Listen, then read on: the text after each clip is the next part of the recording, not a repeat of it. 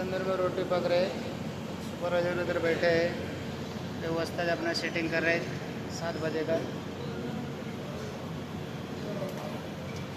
और ये रामदास सर आए हमारे रोटी लेने के लिए, भागते रहते मुर्गी।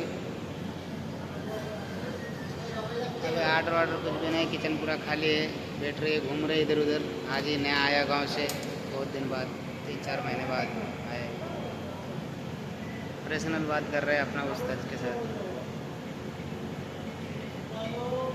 वीडियो ज़्यादा से ज़्यादा लाइक करो, शेयर करो।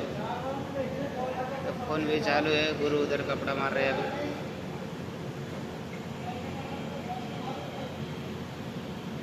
तंदूर का भी कुछ आर्डर नहीं आते, तंदूर वाला भी किधर गए थे।